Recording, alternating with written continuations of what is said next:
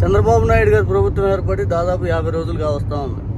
ఈ 50 రోజుల్లో చంద్రబాబు నాయుడు గారు అతిపెద్ద సాధించిన విజయం ఏంటంటే, జగన్మోహన్ రెడ్డి గారు ఆయన ప్రభుత్వంలో ఏదైతే జరిగిందో మొత్తం శ్వేతపత్రాలు విడుదల చేస్తున్నా అని చెప్పి 50 రోజులు పూర్తి స్థాయిలో దాని మీద కాలయాపన అయితే చేశాడు.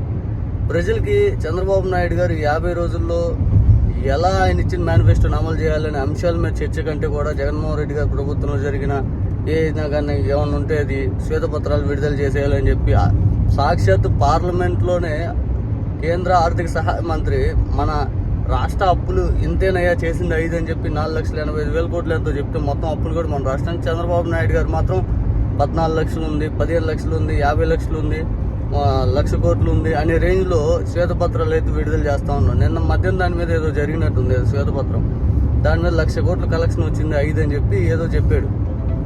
ఇట్లా రకరకాలుగా చంద్రబాబు నాయుడు గారి ప్రభుత్వం మొత్తం పూర్తి స్థాయిలో శ్వేతపత్రాలకే ఈ 50 రోజులు కాలయాపన చేశాడు. ఆ ముచ్చుమర్రి బాలిక సంగతి ఏమైనా పట్టించుకున్నాడా? ఆ అమ్మాయి శవాన్ని తీసుకొచ్చే అంశం ఏమైనా పరిశీలించాడా? లేకపోతే విజయనగరంలో ఇట్లా తప్పు చేసిన వాళ్ళకి ఏమైనా శిక్ష పడే మార్గం ఏం చేశాడా? అంతలో రషీద్ హత్య వినకుండా జరిగితే దాని మీద ఏం జరిగింది? Law and order Chandrababu Naidu గారు కంట్రోల్ చేయలేకపోయాడు అనే విమర్శని పూర్తి స్థాయిలో ఏ విధంగా దాని సమాధానం మాత్రం లేదు. కానీ జగన్మోహన్ రెడ్డి గారు ప్రభుత్వంలో జరిగిన విషయాలపై శ్వేతపత్రాలు విడుదల చేస్తున్నంత హడావుడికి ఆ తప్పులు ఏం జరిగిందని చెప్పి రేపు జగన్మోహన్ రెడ్డి గారు ప్రెస్ మీట్ నిర్వహించే అవకాశం ఉంది.